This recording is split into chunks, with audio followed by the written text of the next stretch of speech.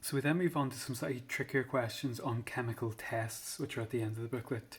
So question 6, a mixture of two ionic compounds was analysed to determine the ions present in the mixture.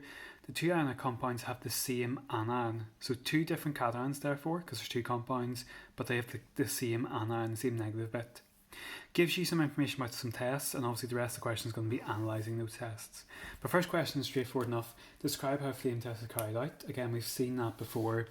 Again, with this mark scheme as well, you can assume maybe that the nitromar is clean at the start. Obviously in the lab you probably have to clean it yourself, but if it's clean at the start, you just need to mention the fact you're using a nitromar. 1 mark for mentioning that. The fact you dip it in concentrated hydrochloric acid.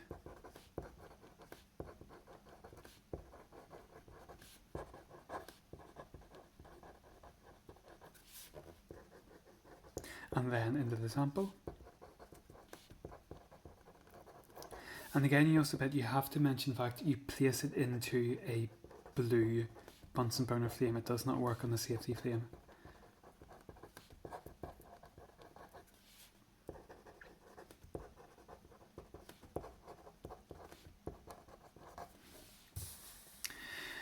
Part B. Use the information in the table to answer the questions below. Using the evidence from test 1, name the cation which is present in the mixture. So test 1 describes that flame test.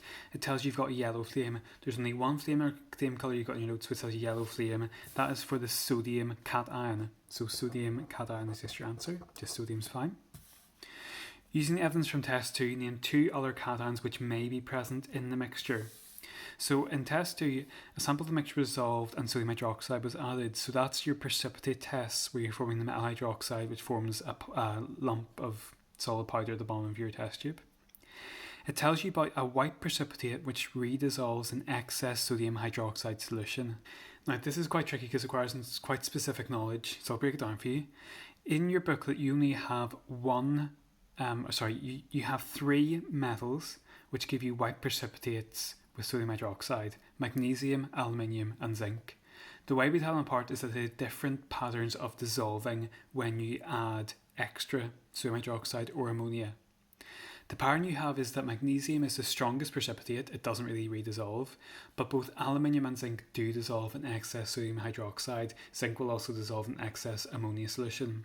So in terms of this one, you've got white precipitate which redissolves in excess sodium hydroxide solution. You've got 2 options. You've got aluminium and zinc. You can actually tell them apart, it probably is one or the other.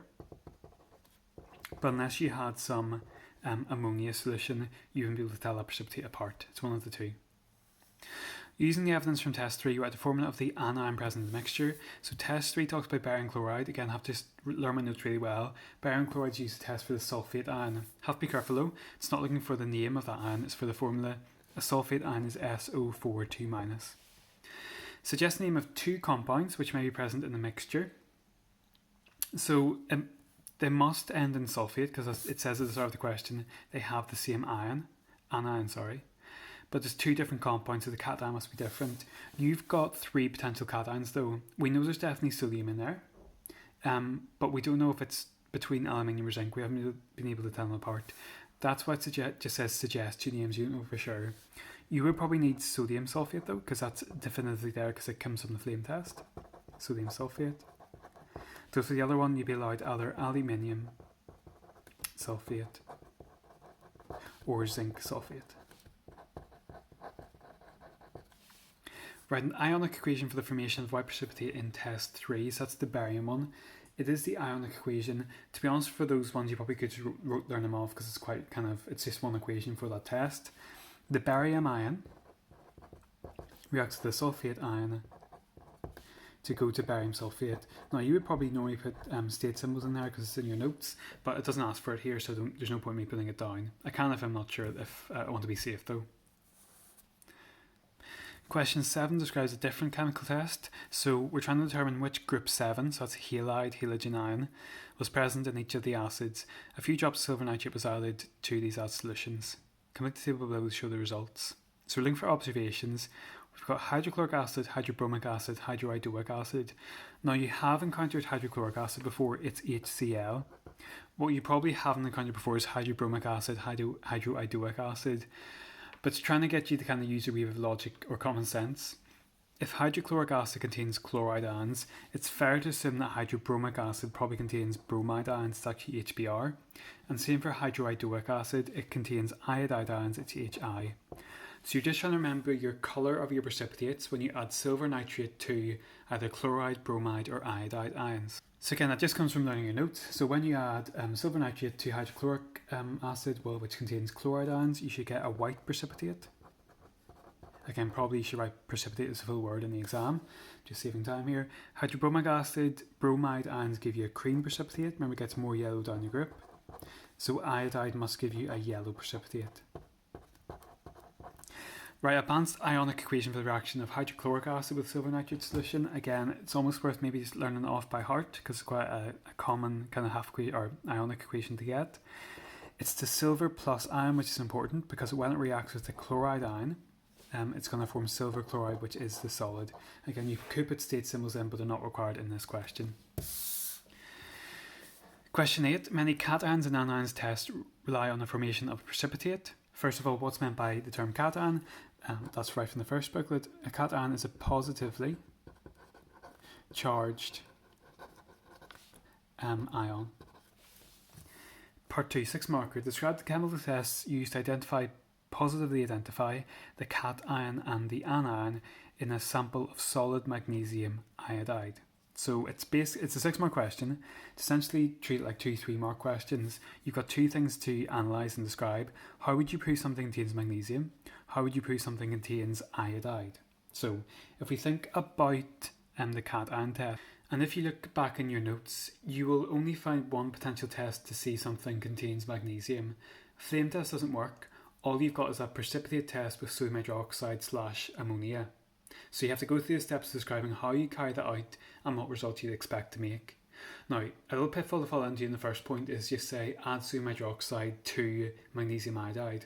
They've actually put this bit in bold, solid magnesium iodide.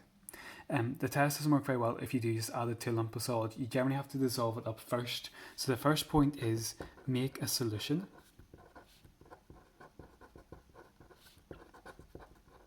of the solid. Then you add sodium hydroxide solution. You could describe adding ammonia solution, that would probably be absolutely fine because it's the same result. Third point is the fact that you get a white precipitate with that. But unfortunately that's not quite enough because we're trying to positively identify, in other words, not be any kind of ambiguousness or kind of guesswork to it. We want to definitely prove it is magnesium. Because remember, there's 2 other metals which give you white precipitates, aluminium and zinc. So you have to work out a way of distinguishing them. So if you look back in your notes, you'll see that the way you distinguish them is that you add excess sodium hydroxide.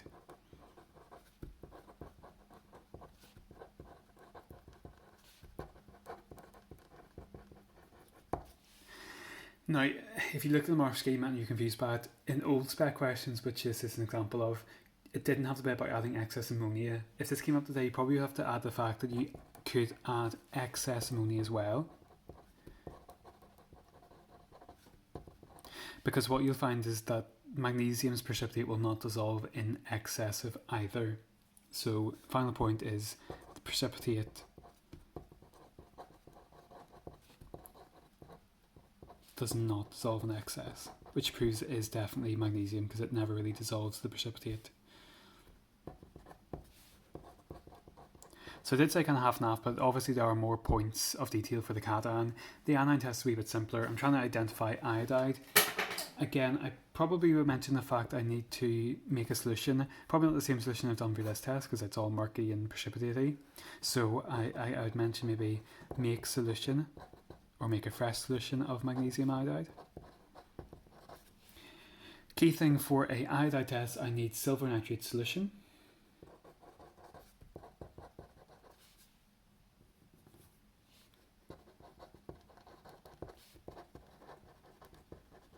And the key observation is the fact I get a yellow precipitate to prove that it is iodide.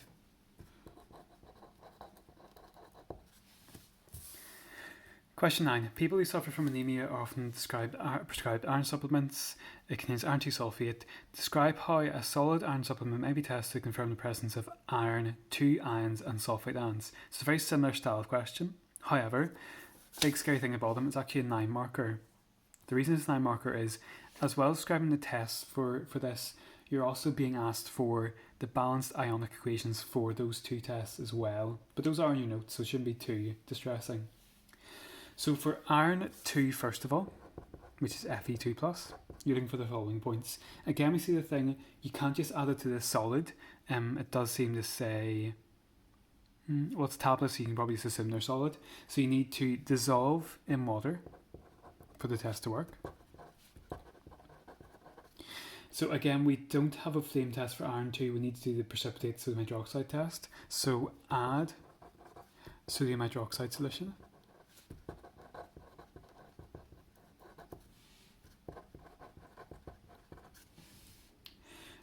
You could say ammonia, that would be fine as well. Your observation here is the fact you get a green precipitate for iron 2. And that proves it is iron 2. The ionic equation for that is just in your notes, a wee bit of learning. So you just have to remember you're always going to make the metal hydroxide. So Fe2+ joins to 2 hydroxide ions to make Fe brackets OH2. So that's all your points for iron 2. For your sulfate ions, that's a test we've looked at already in these questions. So to prove it is sulfate, you need to add barium chloride solution.